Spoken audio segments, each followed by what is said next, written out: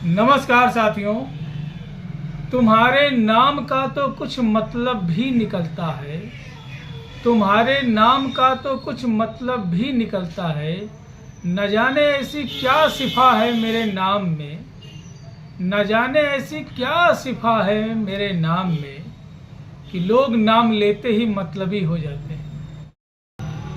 साथियों, आपसे एक बात कहना चाहेंगे कि बीमार होना बड़ी आम बात है।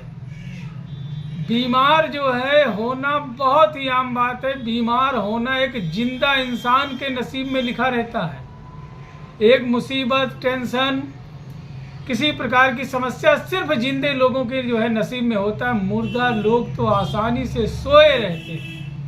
मुर्दों के पास कोई टेंशन नहीं है। किसी भी कब्रिस्तान में चले जाइए, शमशान घाट पे चले जाइए, सब कुछ नॉर्मल है, सब कुछ अंडर डिसिप्लिन है, अंडर कंट्रोल है। लेकिन यदि आपके पास कर्जा है, ईएमआई का लोड है, या सर दर्द है, बदन दर्द है, किसी प्रकार का टेंशन है, दुख है, किसी ने कुछ कहा है, घर में खाना नहीं है, कोई बैंक का किस्त जमा करना है, या किसी से उधार देना है या लेना है, यह सब जिंदा लोगों के नसीब में। इसीलिए कहता हूं कि बीमार होना आम बात है, लेकिन पूरी जिंदगी बीमार रहना सबसे गलत बात है। इसी जीवन में ठीक होकर के अपने लक्ष्य को प्राप्त करके दिखाना सबसे प्रमुख बात है। इसलिए अपने कमर के बेल्ट को बांध लीजिए। आपका जो है विमान जो है अब टेक ऑफ करने वाला है। साथियों, बहुत से ऐसे भाई बंधु हैं, माताएं बहनें हैं, बच्चे हैं, युवा हैं, बुजुर्ग हैं, जो कि ईएसआरडी की समस्या से पीड़ित होते जा रहे हैं। क्या है ईएसआरडी? तो ईएसआरडी कहने का मतलब हुआ साथियों and stage renal disease. And stage renal disease क्या है? एक्यूट या क्रोनिक किडनी डिजीज है, जिसे एक्यूट या क्रोनिक किडनी फेल्योर कह सकते हैं, या किडनी का काम न करना, किडनी का फेल हो जाना ही कहलाता है ईएसआरडी। इसमें क्या होता है साथियों? इसमें किडनी जो है अपना पूर्णतः काम करना जो है बंद कर देती है, अर्थात ब्लड में से अमोनिया, यूरिया, क्रिएटिनिन, फास्फेट जैसे गंदगी को जो है निकाल नहीं पाती है। सोडियम, पोटेशियम जिसके वजह से डिस्टर्ब होने लगता है। इसके वजह से साथियों देखने को मिलता है कि जो मरीज है उसको जो है सूजन देखने को मिलता है। पहला जो है लक्षण देखने को मिलेगा सूजन, और यह सूजन मुख्यतः साथियों पैरों के पंजों से शुरू हो करके एड़ियों से होते हुए एंकल तक होते हुए ऊपर के भाग जो है पैर में जो है चढ़ते हुए दिखाई देगा, और आप जब दबाएंगे तो वहां पे गड्ढा बनता हुआ दिखेगा। दूसरा सूजन पेट पे दिखेगा, आंखों पे दिखेगा, हाथ में दिखेगा। और यह क्यों होता है? यह सोडियम पोटेशियम के जो डिस्टरबेंस के वजह से होता है। यहाँ पे रिटेंशन ऑफ द वाटर होने लगता है। एक्यूट स्टेज में साथियों पेशाब जो है कम हो जाता है, और इसके साथ साथ देखने को मिलता है जो बीपी है वह लो होने लगता है, और मरीज का जो गुर्दा है वह काम करना बंद कर देता है। वहाँ पर ग्लोमेरुलोनेफ्राइटिस देखने को मिलता है, हैवी प्रोटीनूरिया, एल्बिन्यूरिया देखने को मिलता है। इरेथ्रोपोइसिस रेट कम होने के वजह से साथियों हीमोग्लोबिन जो है कम बनने लगता है बॉडी में, वेट लॉस होने लगता है, और इरेथ्रोपोइसिस में जो है डिक्रीज होने के वजह से जो ऑक्सीजन है वह ब्लड में कम होने लगता है, जिसके वजह से धीरे धीरे करके किडनी पूर्णतः डैमेज होने लगती है। अगर जो ध्यान ना दिया जाए तो मनुष्य का स्वास्थ्य बहुत तेजी से प्रभावित होगा, और उसका जीवन बचाना भी जो है बड़ा मुश्किल हो जाएगा, काफ़ी चैलेंजिंग हो जाएगा। अगर जो क्रोनिक स्टेज में देखें तो साथियों बीपी बढ़ जाएगा, डायबिटीज़ बहुत ज़्यादा बढ़ जाएगा, शुगर बहुत ज़्यादा बढ़ जाएगा, नेफ्रोटिक जो है सिंड्रोम की समस्या हो जाती है। ग्लोमेरुलर फिल्ट्रेशन रेट जो जीएफआर है वह 15% से कम हो जाता है। साथ ही साथ पॉलीसिस्टिक किडनी डिजीज देखने को मिलेगा, और इसमें पेरिटोनियल जो है डायलिसिस की ज़रूरत पड़ती है, किडनी ट्रांसप्लांट करने की नौबत आ जाती है। मिला जुला करके गुर्दा पूर्ण रूप से खराब हो जाता है, जिसके कारण साथियों किडनी ट्रांसप्लांट तक की नौबत आ जाती है। या डायलिसिस की बात करें, हीमोडायलिसिस या जो है पेरिटोनियल डायलिसिस की जो है ज़रूरत पड़ने लगती है। और मरीज जो है हफ्ते में जो है 1 बार 2 बार 3 बार तक की जो है डायलिसिस की भी ज़रूरत पड़ जाती है। महीने में 4-5 बार जो है डायलिसिस कराना पड़ जाता है, 8 बार कराना पड़ जाता है। अब अगर जो देखा जाए तो एक बार डायलिसिस कराने में 4 से 5 हज़ार रुपये का नॉर्मल खर्चा आ जाता है, या कह सकते हैं 8 से 10 हज़ार रुपये का खर्चा आ जाता है। अगर जो डायलिसिस देखा जाए तो किसी को 4 बार महीने में, किसी को 5 बार, किसी को 8 बार, किसी को जो है 9 बार पड़ जाता है। अब अगर जो नॉर्मल एक कैलकुलेशन निकालने की, अगर जो किसी को 5 से 7 बार की ज़रूरत पड़ती है और एक बार में 5 हज़ार का खर्चा आता है, तो 7×5 = 35 हज़ार रुपया हो गया। तो 35 हज़ार जो है महीने का खर्चा एक आम इंसान जो कि नॉर्मल सा जो है काम कर रहा है, कहीं भुट्टा बेच रहा है, कहीं जो है कोई जो है डेयरी का सामान लगा रहा है, कहीं कोई ठेला ठेलिया लगा रहा है, या रेडी लगा रहा है, या किसान है, या एक ऐसा व्यक्ति जिसके पास में आय का कोई स्रोत नहीं है, या कोई दिहाड़ी लगाने वाला आदमी जो कि 500-700 रुपया पर डे जो है कमाता है, उसी में घर परिवार भी चलाना है, उसी में जो है सारे जो है त्योहार व्रत को और नात रिश्तेदार को भी देखना है, तो वह व्यक्ति कहाँ से जो है 35 से 40 हज़ार रुपये खर्च करके ये जो है डायलिसिस कराएगा।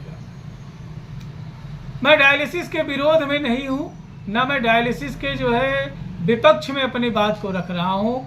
मैं सिर्फ उन लोगों के पक्ष को बात को आप लोगों के सामने रख रहा हूँ कि अगर जो 700 रुपया दिहाड़ी है या 500 रुपया दिहाड़ी है एक दिन का, तो महीने में 30 दिन से गुणा करने की ज़रूरत नहीं है। ज़रूरी नहीं है कि 30 दिन काम मिले।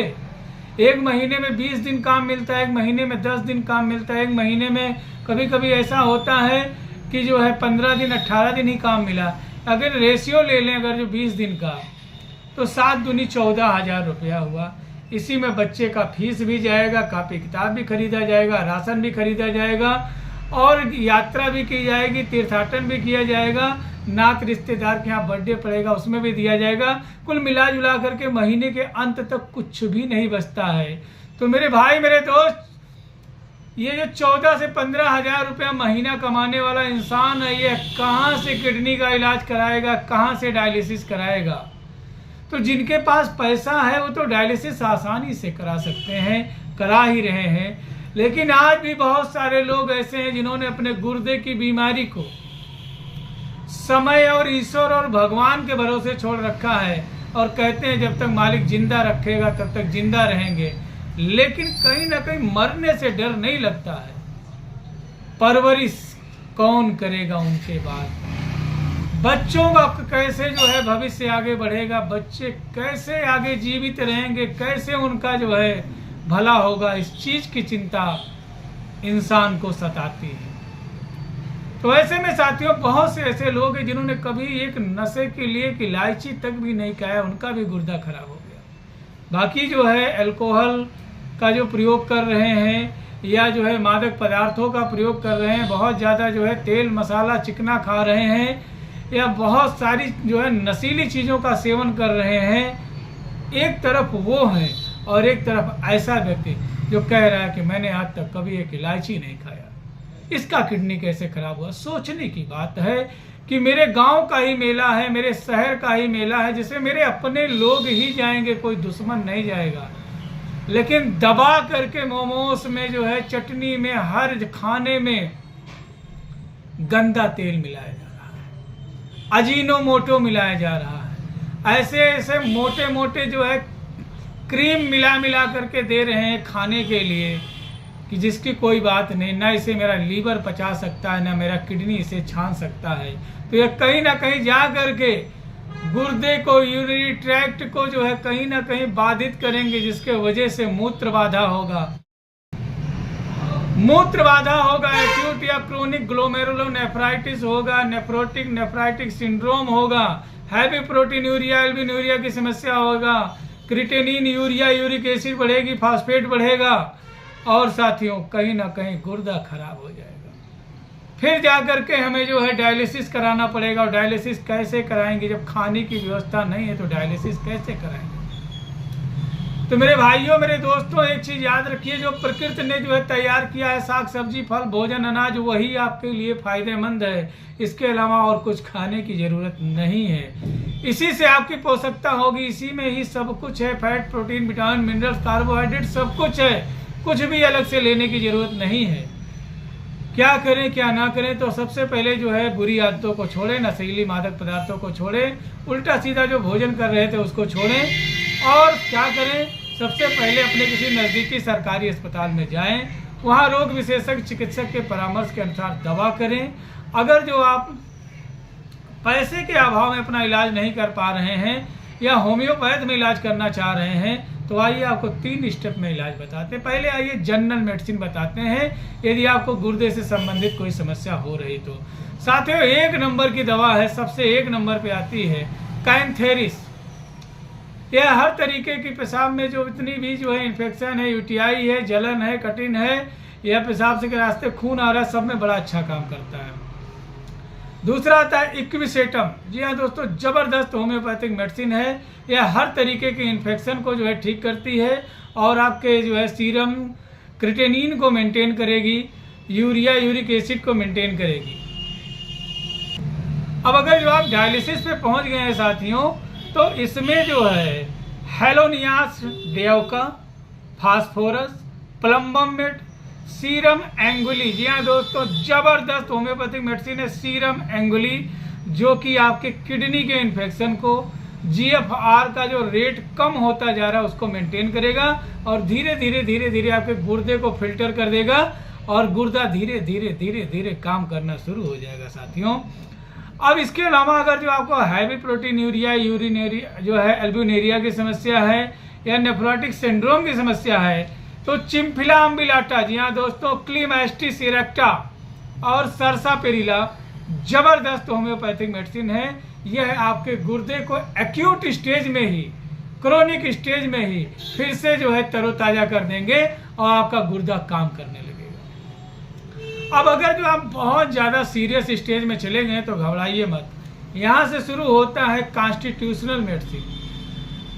दूसरा स्टेज ये है कि जब थोड़ा बहुत रह जाएगा, ठीक होना नहीं ठीक हो रहा है, तो यहाँ भी घबराना नहीं है। अब शुरू होगा साथियों मियाजमेटिक जो है मेडिसिन, और आप पूर्णतः ठीक हो जाएंगे।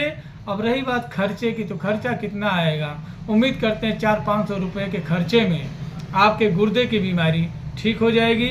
यदि आप अपना इलाज नहीं करा पा रहे हैं तो हर मंगलवार को निःशुल्क होम्योपैथिक कैंप लगाता हूँ क्लिनिक पर और हाथीबाव मंदिर, सीतापुर रोड, लखनऊ में। आप यहां संपर्क करके दवा निःशुल्क प्राप्त कर सकते हैं यदि आप पैसे के अभाव में अपना दवा नहीं कर पा रहे हैं। आपकी जानकारी के लिए बता दूं कि सरकार ने जो है अत्याधुनिक सुविधाओं से सुसज्जित करके, नई टेक्नोलॉजी से सुसज्जित करके अब डॉक्टरों को जो है चिकित्सा के फील्ड में उतारा है। अत्याधुनिक सुविधाओं से सुसज्जित मशीनें हैं, डायलिसिस मशीनें हैं, जिससे आपके जो है ठीक होने की बहुत सारी संभावनाएं हैं और लोग ठीक होते जा ही रहे हैं।